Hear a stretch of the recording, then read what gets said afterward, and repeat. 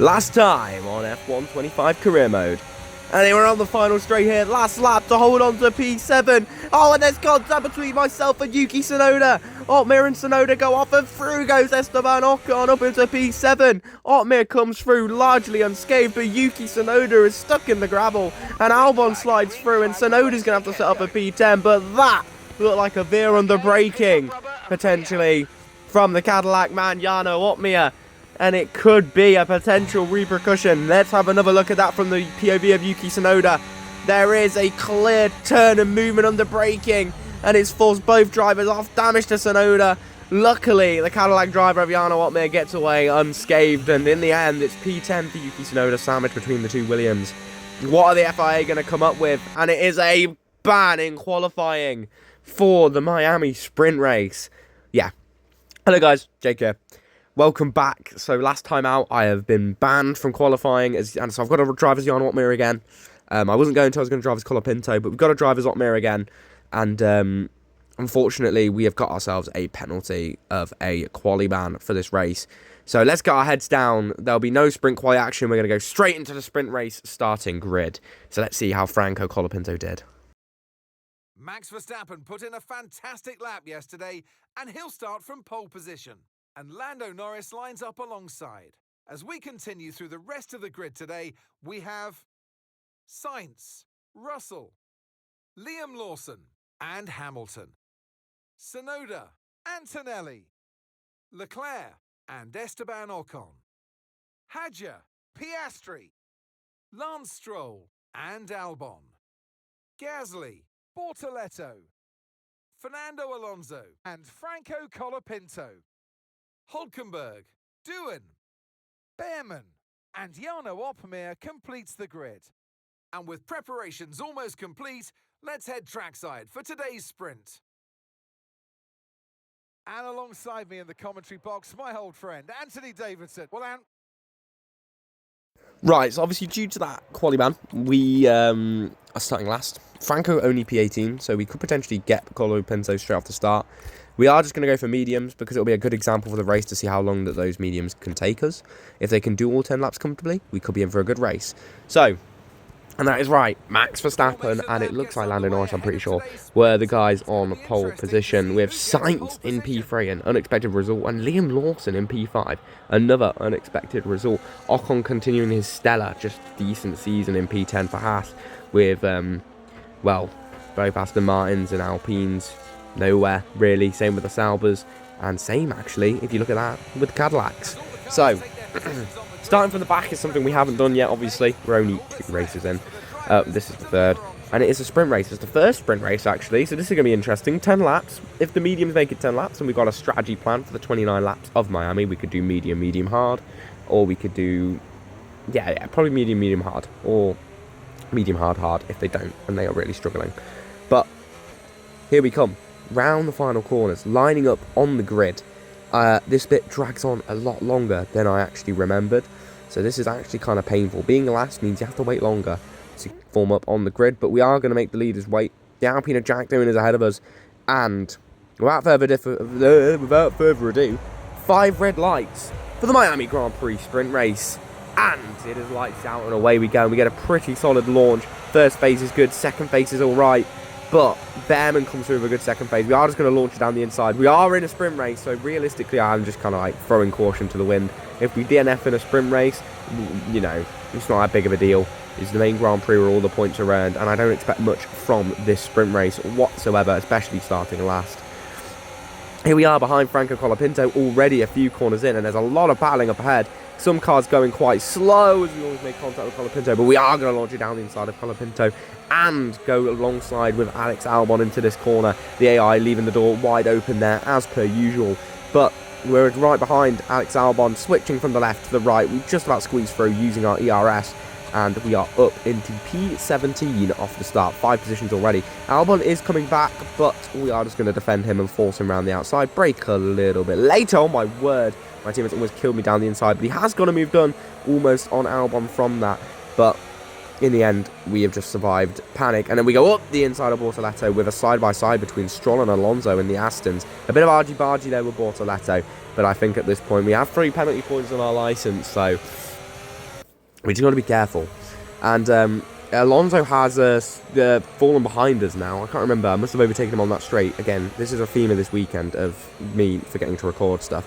But Lance Stroll is our next target, our next potential victim, I would say. And there's a big gaggle of cars up ahead which could potentially lead us into the points. And we are going to need to use DRS or else Alonso will get us. But we are going to see if we can make this move on Lance Stroll. There's a lot of gap between us, though. We don't necessarily have the drive off of that corner, but we're going to launch it down the inside. Are we going to make it stick? Oh, it's a big lunge. Stroll takes avoiding action. Borderline illegal move, but you know what? Sprint race, caution to the wind, absolutely send it. And we are up into P14. And the personal best lap of the race, obviously, only lap 2. Lap 3, Isaac Hadjar going slow. Can we get Isaac Hadjar down into this corner? We are going to keep our nose in. It's almost 3 wide. Bit of contact with Hadjar. No damage for either driver. So all will go on. And we go sailing around the outside of Hadjar. What a nice move that one was. Hadjar must be really struggling at the minute. He is still behind us, though. So maybe not struggling as much as we thought. But we are now behind Esteban Ocon. He started P10. He's struggling so far in this race. Gasly up to P11. What's going on up ahead?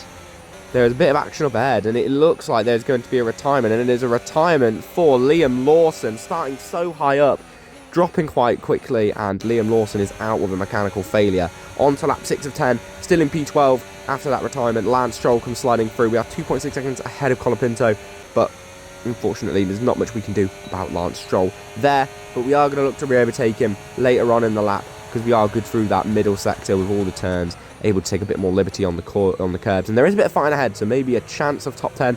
But I think points in a sprint race, as you can see on the mini-map, it looks like maybe a 5, 6, 7 second gap to the points, and it just doesn't look possible. So we are just fighting for pride at the minute. And it is pride we are earning from P22 up to P12 is not a bad result. Oh my word, hold on a minute. While we fight, Lance Stroll, look on the mini-map and look on the track. Look how many cars are parked up. We have to take avoiding action, as does Lance Stroll. We're going to get a time penalty for it. But we're up to P2. A 3-second time penalty and we're up to P2. Hamilton's been disqualified from the race. And believe it or not, Lance Stroll's in bloody P3. Lance Stroll P3. Norris comes through, but he's 10 seconds behind us. Oh my word. And as we come onto the final straight, Verstappen wins by 23 seconds. Our 3-second time penalty is going to be enough. We're going to get P2. Lance Stroll in the Aston Martin, which has been nowhere so far this season, is going to get P3. Lance Stroll's on the bloody podium. Oh my word, what a race this has been. Absolutely unbelievable. What on earth happened at the end? I don't get a replay. Again, forgetting to record things for the video is a theme.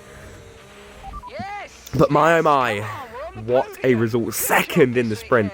Ooh, that is our best result of the season.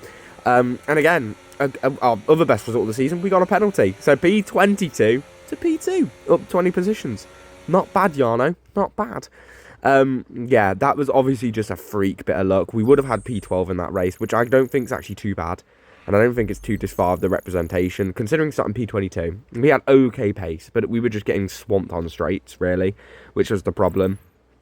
So yeah, I think in the future around here, we'll either get rid of this track from the calendar because it is a painful one to race on, or we will just up the wings, like lower the wings, sorry, and just go for straight line speed. I think that'll be the best course of action because that was painful, but it puts Jarno up there, only 7 points behind Colapinto in the standings. And I know Colapinto got a podium, but so did Jarno. So now they've both got a podium each, which is just mental. So yeah, I mean, absolutely crazy stuff. Jarno Watmere, P22 to P2. So straight into quali we go. On our first lap, we are going to try and set free like normal. But we did have a technical fault at the start, hence why I'm out while no one else is. Because there was a technical fault and we're only able to get our first lap in now. And as you can tell, it's a bit of a scruffy one so far, but it's a purple middle sector somehow. Not sure how, but we are still, with a purple sector, 3 thousandths down on Lance Stroll and 18. So we are going to have to make up a lot of time on this back straight as we go down into the final corner of the lap. Saved a bit of ERS for this final straight to get a good exit. Ride the curb a little bit, onto the power nice and early. Don't even have a squirm. We were having loads in the race. It was a really struggle corner, that one. But it only puts us P19 behind Stroll, which is absolutely crazy. I mean, we've gained 6 tenths so far in this first sector. And we're losing time through this bit though, unfortunately. But hopefully this will allow us to get a good run. Oh my word, that's a beautiful little run through this section of the track. And it's a better corner this time. And we are now 5.5, 6 tenths up. I mean, we could be 8 tenths up right now. 8 tenths up. And there's only 4 minutes left of the session. We've got to get across the line and try get back in and out for another lap. I don't actually know if it's possible, you know, guys. So let's see what we can do. Now 8 tenths up, coming out the final corner. We have less ERS than last time, but this time we're going to get on the power. It's only going to be 7 tenths gained, but it's an important 7 tenths. Maybe a couple more tenths could have been had, but we'll have to wait for the future. But unfortunately, we don't get out in time for our lap due to a yellow flag and a retirement. I think it was for Verstappen, which was weird. But it's going to be P10. It's not a bad quali result. And as I said, there was definitely there was a lot of time in that lap. But I think the 2 tenths that you guys saw, even if I'd have just gained that from tidying up that middle sector a little bit more that we saw, let alone the first sector being absolutely abhorrent for me as always on this track, despite the good curb changes they've made to it. I think they're too strict on the corner cutting on it. But that 2 tenths would have probably got us P8. Now, bit of a story. Technical difficulties. I forgot to record the start of the race. The race intro, the grid, and the tyres and the formation lap and the actual race start itself. Yep, I forgot to record it. Probably the most exciting and most important part of a race is the start. Just a bit where everyone's watching because everyone's drivers are in. And we forgot to record it. So, let's jump in on lap 2. We started P10. We are now P9. Sorry, P8. Because we are fighting with Charles Leclerc onto lap 2. And somehow staying ahead of Charlie Boy. Don't know how we've managed that, but the corner that I was literally just speaking about with the too strict corner cutting is coming up. As you were going to see, you take this sharp left, and it's this one up here to the right. If you even cut this a tiny bit, you get a warning, even on the standard corner cutting. It's actually ridiculous. I think it's really harsh. I don't like it at all. It's one of the reasons why I might drop it again on the calendar for next year. But, yeah, we have fallen out of DRS range as well. Despite the fact we got a corner cutting penalty, we still didn't manage to keep DRS, and obviously it's a bloody Ferrari, and we got a Mercedes of Russell behind us now. But by the time we come into pit, we've had McLarens, Mercedes, we've had Red Bulls, we've had Ferraris, all fly past us whilst we've been trying to hold positions and things like that. So so far, with everyone being out of position on the grid, we've just been overtaken. It's been a really miserable race. We didn't get many positions off the start. Don't know why, can't remember why, don't know how. Can't see how, because I lost I don't have the footage, and now we have a slow bloody pit stop. I mean, another 2 seconds lost in a pit stop this season. The pit crew are going to get fired. I'm actually going to lose it. Pit crew are getting fired. I've had enough. It's absolutely tater stuff from them. And that is our first stop of the race. Done. So, those 2.5 seconds wouldn't have actually done anything for us. We got undercut by Albon and Antonelli. Gasly's now at the race, but we have been catching to Albon and Antonelli because of their fighting. But just not enough. And my teammate is here on fresh mediums, and we're just going to let him through. We move to the outside, turn our ERS to none, and we're going to hopefully try to stay with Franco, because Franco is clearly quick. Or at least he's gone for the better strategy. It looks like he's going for hard mediums potentially, which, you know, good luck to him. I hope it works out. We are still within his DRS by the end of the lap, which is good. But it's not going to be long, because as you can see, he's literally almost already breaking out. But a few drivers have pit, Antonelli and Albon for a second time, so they're clearly going to go to hards. And yeah, it puts both of us in the point, which is good. And there are going to be more drivers to pit, but we also are still due our second pit stop, which we are making now. We're pitting from P10 in the race. Antonelli and Albon have probably undercut me again. So if this isn't a good pit stop, we are just screwed. I think that's the best way to say it, is that we are just screwed. We go from the hards onto the mediums. Sorry, from the hards onto another set of hards. I think those hards only did about 10 laps and they were absolutely cooked. So, yeah, and then Albon comes flying past us. We have 12 seconds to the cars behind us in 14th, by the way. Yeah, stupid. Sorry, we're not having Albon fly past us. We're battling Albon for P12. With only 1 lap to go, it looks like points are going to be out the reach, because Sainz is 5 seconds up the road. So, and that means where's Colapinto? I have no idea where Colapinto is. But as we cross the line, it is going to be, we just about stay ahead of Albon, and we get P12, which is where we should have finished in the sprint. But we started P10 and we finished P12. I mean, it just, you know, the pace wasn't there. The strategy wasn't ideal, and I'm not a big fan of the track. But where on earth was Franco Colapinto? Did he have a mistake? Did he make a mistake? Did he accidentally make another stop? Did he one stop? I don't know where this guy is. He's driver of the day. Franco. AI driver Franco Colapinto is driver of the day. I'm Jano up there because I'm serving I was serving that ban. What on earth did Franco Colapinto do, ladies and gentlemen? I mean, it looked like they were in a different category at points during the race, led every lap. I mean, what more can we say?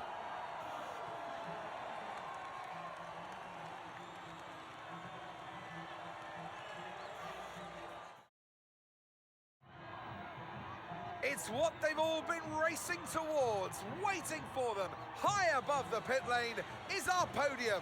And for the lucky three, it's time to stand on it. One of the all-time greats celebrates yet again. It's another podium, it's another top step for Max Verstappen. Well, I'll tell you now, lads, that Franco Colapinto has only gone and bagged us some more points. P9 for Franco Colapinto in the end in the race. And he was actually really close to getting Antonelli as well. It could have been P8, but from 19th to 9th is absolutely unbelievable from Franco. I mean, I'm impressed. This guy's got to stay next season, 100%. Franco Colapinto, that is a drive and a half, my friend. Like, and I know next time out in Imola we're going to be driving as Colapinto because we haven't driven as him for a while. But, you know, that was an absolutely mega drive from Franco Colapinto's AI. And it means that Colapinto's up to 6th in the drivers' standings. And we are 4th in the constructors, still ahead of a Mercedes-Benz. Absolutely crazy. Now, I am going to show you a little bit of menu stuff.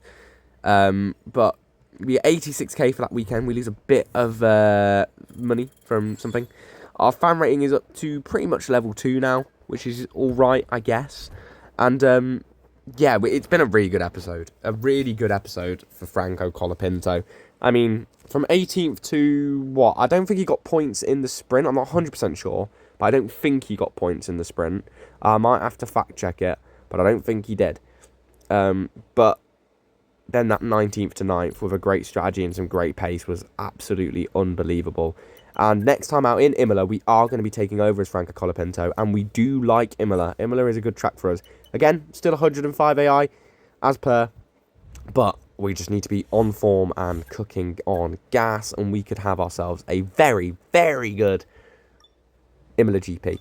So, yeah, I don't think it's a home race for Cadillac. Obviously, Cadillac are American. Technically, this race was a home race that we just had, and we managed to get a podium in the sprint. So, and a really good drive in the race. So, I think, as far as sponsors and realisticness goes, we've done things proud. But, clearly not cooking in the factory, as, again, another failure. So, more time and resource points wasted on research. Brilliant. But yeah, swings and roundabouts, still getting to grips with this menu side of things, but we are now getting there, and it's just going to be a case of send it, and if it doesn't work out well for us, we're going to suffer as a team until we figure it out, which is kind of realistic. So I'll see you all next time.